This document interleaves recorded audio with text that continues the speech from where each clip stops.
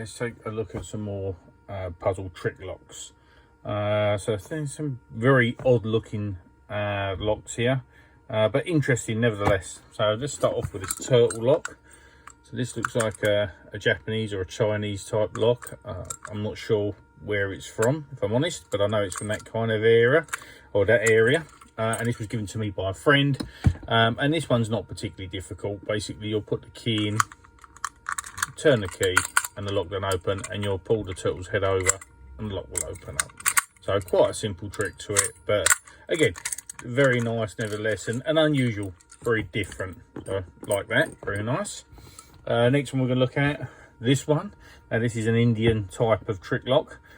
We've discussed these things before, and again, really unusual. So it's just the shape of a scorpion. So this is very, unusual looking. And there's only one obvious move when you hunt around and look, and that will be to try and twist something, and you'll realize once you do that the tail will twist off. It comes with a key. You'll put the key in, and it's just like a screw thread design, and you'll pull the bar back by screwing the thread on, and then the lock will open. So again, quite simple, but nevertheless very different and nice, and obviously all handmade. And then last of all, we'll move on to this Indian design trick lock. Now, when you see locks like this, these are quite popular, and they come with handfuls of keys, so you know there's going to be quite a few moves. And the tricks are hidden quite well inside these.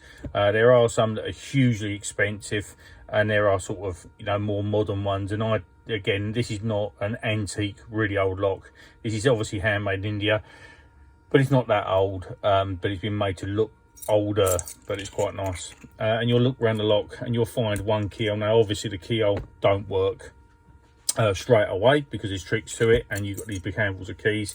Again, we've discussed this again before.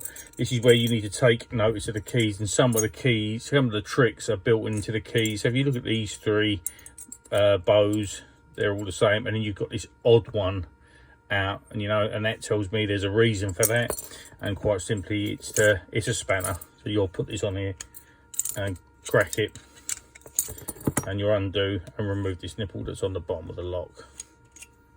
Okay, so that's the first move there. Then you'll hunt around, and you'll notice obviously there's a hole here, so you'll look at your keys and you'll eventually realize there's another key that when you turn the key,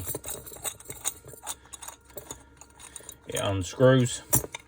When it unscrews, it reveals a new keyhole, and another, well, three keyholes in fact, and one's a screw and one's two normal keys, and the string on here is long enough. So first of all, we'll wind this key on this stalk, and obviously this is pulling something backwards on the thread design. And then we got the last two keys, so we'll try the larger one first, put it in and turn. We're still not opening, and we have one final key that will go in the final keyhole and turn, and hey presto, it opens. So quite a few moves to these. Not very difficult once you know these sort of designs, and there's loads of keys.